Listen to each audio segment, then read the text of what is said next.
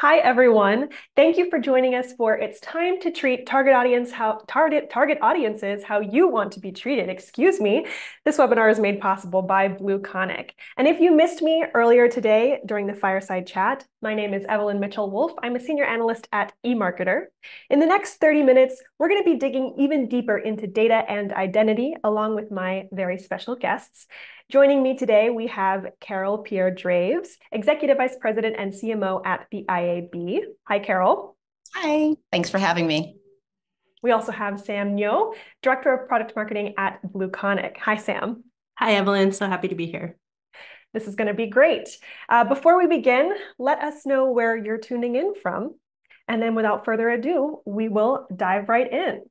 I think it would be helpful if we start by giving a little bit of context to the title of this session. It's time to treat target audiences like you want to be treated. Got it right that time. So what do we mean by that? Sam, let's start with you.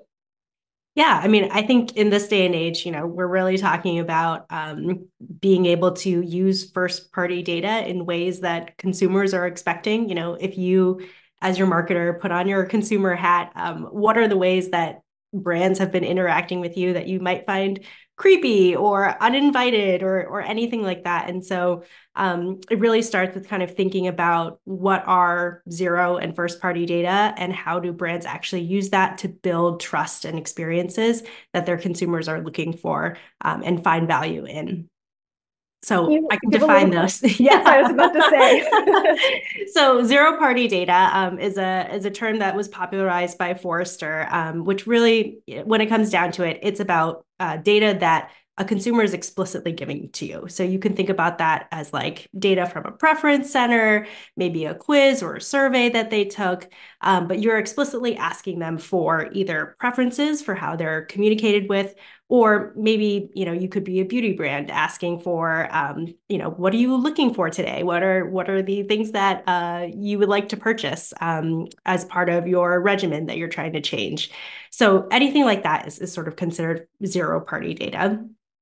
We like to think of that as sort of a flavor of first party data because first party data is all the data that a company has about an individual consumer. That could be transactional data, that could be your loyalty program status, that could be interests that they're collecting on site about you as you're browsing. It could be it's all of the data essentially that you have about a customer that you should be using in order to make their experience better. So we definitely hinge on this idea that zero party data is part of the larger data set that you should be working towards in building with your brand so that you can build that trusted relationship with your consumer. I totally concur with what Sam said. I think it really is about how, when I think about what we're talking about, it's about how I want to be treated. So it's about building that relationship with me, the consumer.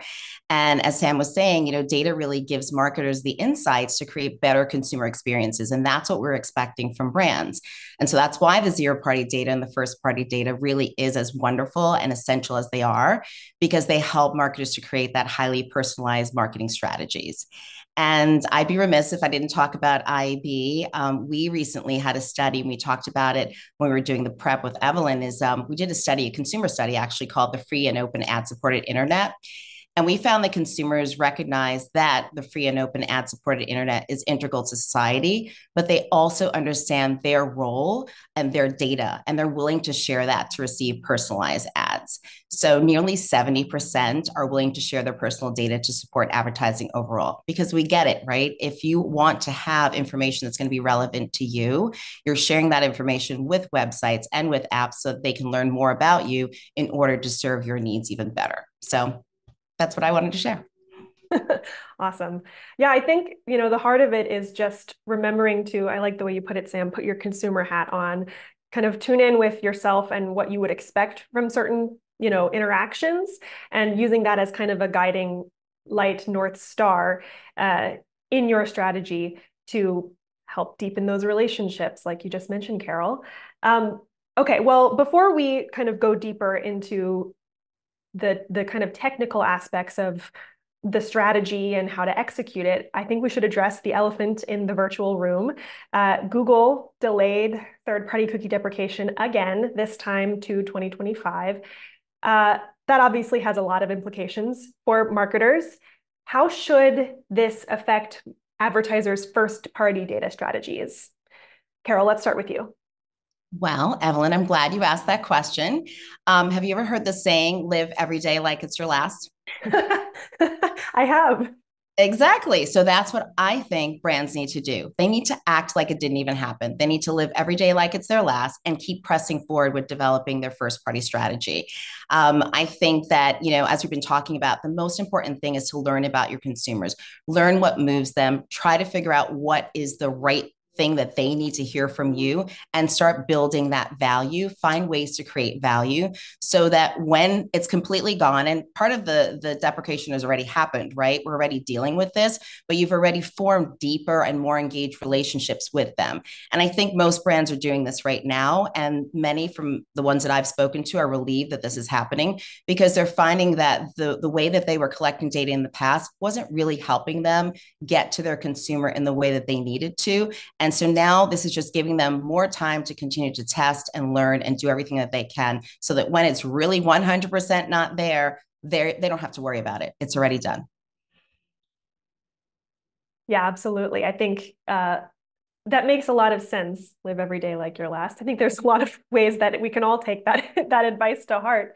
And I think to your point, this is cookie deprecation has already begun on Chrome. There's that 1% deprecation. And we know in Safari and Firefox, cookies have been a thing of the past for a while. So there are real benefits that advertisers can get by starting now if they haven't already, and they've already been seeing tangible benefits if they started, when cookie deprecation in Chrome was announced back in 2020.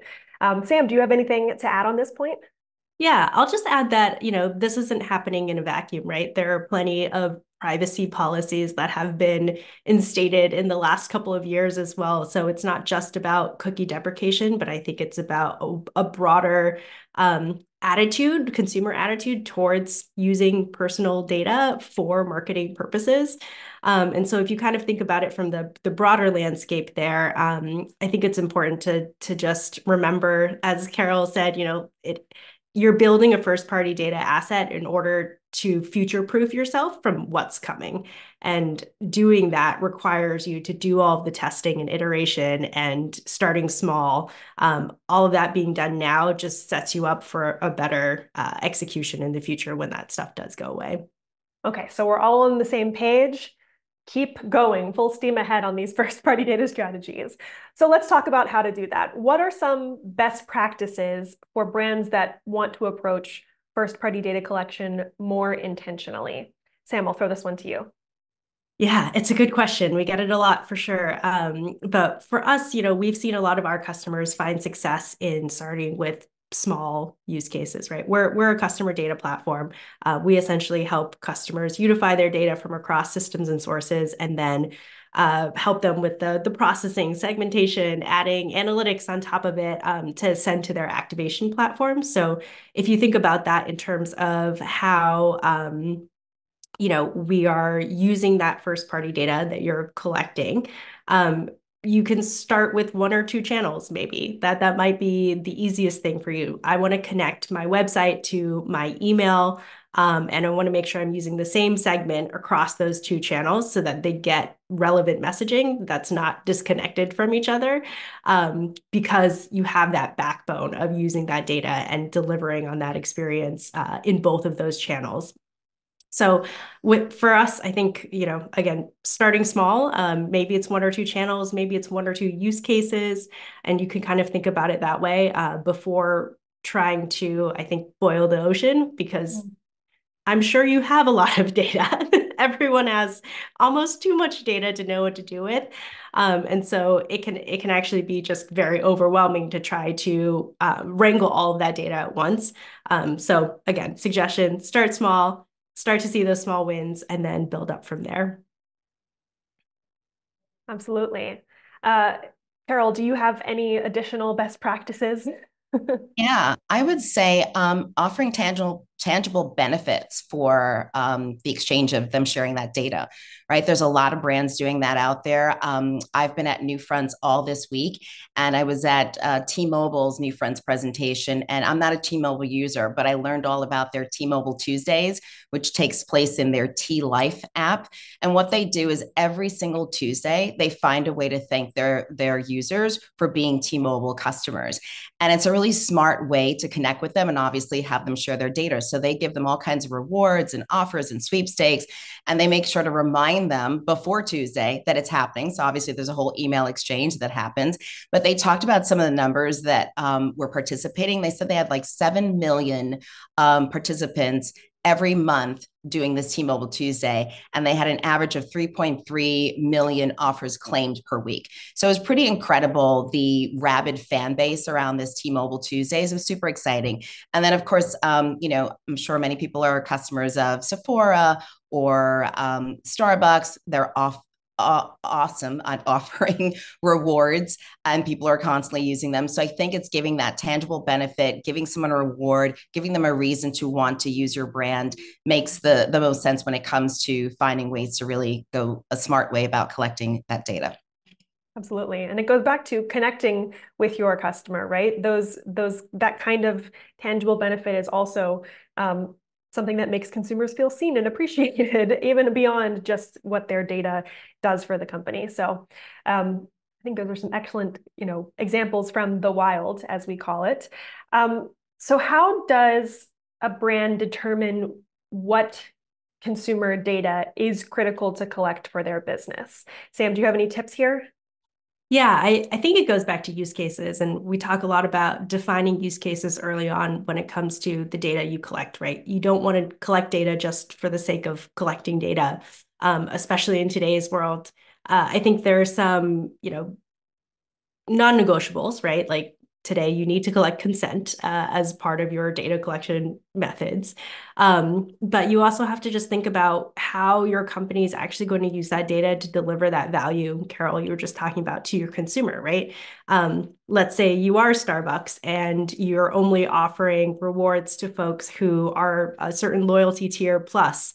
Do you actually have the ability to recognize someone as being that loyalty tier plus in order to deliver that experience to them? Maybe you want to do very exclusive benefits to folks in that tier. Again, do you actually have the backend system to recognize those folks and ensure that across channels you're actually delivering that same offer, whether they're on the mobile app, whether they're on email, whether they come to your website, and all of that kind of requires that you understand your use case. Is your use case to drive more engagement with your top tier loyalty members, for example? Or if you think about website personalization, do you want to personalize your website in order to drive more engagement? Or are you actually doing website personalization that is connected to, again, email, and you want to make sure that that experience is connected? Those two things require very different types of data collection and how you think about the data you're collecting, right? The first might be more interest-based. I want to make sure that when they're on site, they're getting relevant information. I want to deliver a product recommendation based on their browsing behavior. That's very different from, I need to collect their email address so that I can get them to sign up for a newsletter, to get them to engage with my brand based on that. So just thinking through again, what are your use cases? How do you define them? And I think importantly, not just as a marketing team, but kind of across the organization in terms of what are the types of data you're trying to collect to deliver that experience, and getting on the same page, that's probably the most critical piece. Yeah, I would echo what Sam said. It really is about identifying your clearer business objectives and then determining which data makes the most sense to achieve those goals, right? And then when you're doing that, you also want to regularly often review the data and test its effectiveness so that you're making sure that you are monitoring anything like conversion rates or customer satisfaction, things like that. So constantly making sure you're iterating as well. Well, that actually is a great segue to my next question here, which is how does a brand quantify and measure the value of the data that it's collecting? You mentioned a couple of KPIs. Sam, do you have any additional kind of lookouts that advertisers should keep their eyes peeled for?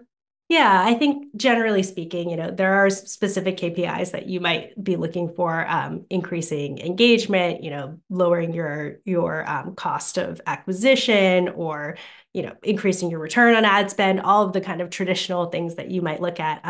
I think sometimes though we forget the operational efficiencies and some of the back end things that can be gained from using first party data in ways that are ubiquitous across the organization, right? Like if you have segmentation happening centrally, for example, how much time does that save your team when it comes to launching a new campaign or testing and iterating a new idea, being able to go from ideation to execution in a couple of days versus weeks, because you're not actually relying on your analytics team to pull a segment for you. You're not waiting around to see whether or not your agency is going to give you more data on a certain segment of customers that you're looking at so that you could actually build a campaign. So I don't want to lose sight of some of those operational efficiencies that you sort of gain from thinking about, the benefits here. But certainly, I think many also will measure on your typical KPIs. Makes me think of a customer, Electrolux, for example. Recently, they were tying their product promotions with email campaigns. And so anytime a product dropped, you would think this sounds very simple, but they have huge SKU. They're a very large company with lots of refrigerators, ovens, things like that you're not buying very often. And what they were able to do was actually tie anytime a product dropped in price, they could actually email customers that had been previously interested in that product to drive the conversion and drive the sale. And they saw tremendous success with that. And again, just thinking about all of the back end mechanisms that have to happen in order to enable that, that's something that we think about when it comes to metrics as well. Yeah, I would concur. I think, and also just like if you're conducting A/B tests, you can do that to figure out the changes in data strategy and how that's affecting business outcomes, similar to like what Sam just said. For example, if you're testing like two different marketing campaigns, they use different customer segments, then you can reveal which data is more valuable for driving conversions. Absolutely. Lots of very data-centric ways to look at this. I wonder also if just asking your customers how they feel about it too might be helpful. If you're doing it right, they probably will notice. That's the thing about people. That's right. Customer feedback and surveys, that is important. 100%. Very important. Or just, you can look on X too, see what people are saying. That too. People are loud sometimes. Okay. So Sam, you kind of touched on this a couple of times about kind of connecting the dots, making sure the infrastructure is there. So let's say a brand has crafted a very thoughtful strategy for how and where to collect first-party data. They've identified their use cases and done really rigorous kind of due diligence to make sure all of this makes sense theoretically. Tactically, what do they need to do to prepare the back end for that strategy and actually execute on it? Yeah, that's a great question. So we talk about the concept of minimum viable data a lot, which is the idea that, again, if you look at all your data, you're likely going to get overwhelmed. But if you start with use cases and thinking about what is the least amount of data that I can use to actually execute on my strategy, and as you're saying, Evelyn, you've already thought out the whole strategy. You've talked to everyone in the organization that might be involved, whether that's your CX team, your analytics team, your marketing team. You've put in place like, okay, this is how we're going to do the creative. This is how we're going to execute on this campaign. Then the back end is more about where do those data processing things happen, right? Is the data actually in a format that I can use that's going to be put into the system? So can I connect my CRM ID with the ID that's used for my email service provider? Am I actually able to take data out of a Snowflake, for example, and tie it to that same person in order to drive that personalized experience based on their past transactional data? or something like that. So working through those back end pieces of how do I actually normalize my data, make sure that it's usable by the teams that are actually going to be using it, by the way, that would be helpful. So do I need an analytics skilled person in order to extract meaning from that data, or is it actually just ready to go for a marketer? So those are all the types of questions that I think, come into play here, especially when it comes to thinking about that back-end data infrastructure. Who's actually going to be using it? Are they going to be able to use it, in the time and in the place that they need to? And what are sort of the systems that are going to enable them to do so? Time, that's a big question. It's a big one. And I think, another team that you didn't mention that maybe should be brought into this is legal.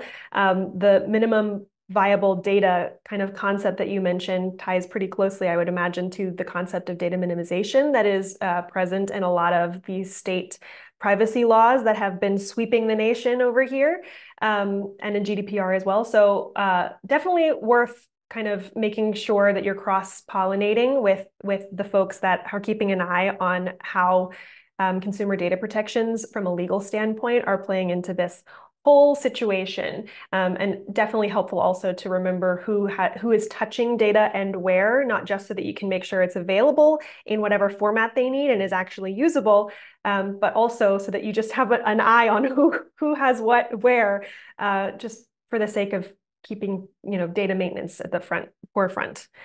Carol, do you have any thoughts on this one? Absolutely. That's what I was going to say is it should be about creating that data governance framework at the start. So like you touched upon, outlining what the policies are, the procedures for the storage, the access, the usage of that data, who all is going to be using the data, and then also training. Another study that IAB did just recently was our 2004 State of Data report. And we did that with about 500 brands, agencies, and publishers. And we learned that they are making significant organizational changes to adapt to all the legislation and the signal loss. So they're training their staffs, they're bringing in consultancies, they are crafting teams dedicated to business transformation, because it's really, really important that everyone handles data in a way that is going to be aligned with all of the regulation that's coming down right now. So that's super important to have that governance framework. We just got a comment come in that says amen to including legal in the data conversation. So that's always nice to hear. We love a good amen in these conversations. They don't get a lot of them. Okay, so we've now talked about data minimization. How do we sell that to internal decision makers? That's not necessarily a really easy pill to swallow, going from kind of the data free-for-all that we've had historically to being more intentional, having potentially less data, even if it is more valuable data, and even if it is data that was collected with a specific purpose in mind so that it can really go farther. So let's say a brand is, talking to the highest decision maker in the organization. What are some key argumentation points that can help bring a first-party data strategy with the consumer's kind of well-being and privacy preferences in mind, and pull that over the line? Let's start with Sam. Or Carol. Carol, go ahead. Carol, go for it. No worries.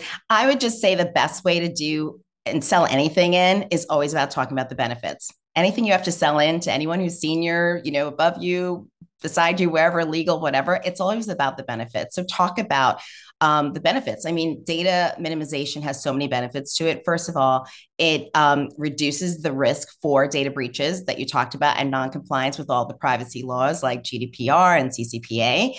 And then think about the cost involved with all of the data that you're managing, right? Once you start reducing the data, there's less cost involved. So think about reducing the cost of storing it, securing it, managing it, all of those different things. So I think that also it sort of sets you up for handling future regulatory changes, right? Because the less data that you have, and as the policy and the laws become more stricter, having that lean data strategy helps you to easily adapt to the new laws and guidelines as they come down.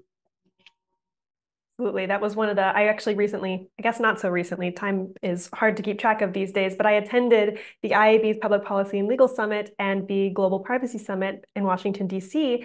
back in April. And one of the big takeaways that state privacy law enforcers shared was if you want to have a really agile privacy policy, reducing the amount of data that you take in the first place is a really good place to start because less data is less risk, less of a chance that you will meet that threshold for stricter regulations to apply.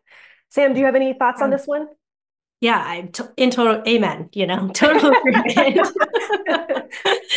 I think I'll just add to that often I think people forget that collecting consent or collecting, types of privacy regulatory data, things like that, are actually part of the customer experience as well. And so just thinking beyond, like, it's all about cookie banners and like we're just trying to make sure that someone clicks accept so that we can collect that as part of their profile, is the wrong way to think about it, right? Like this is actually an opportunity for you to connect with your customer, ask them about their preferences, going back to the whole concept of zero-party data, for example.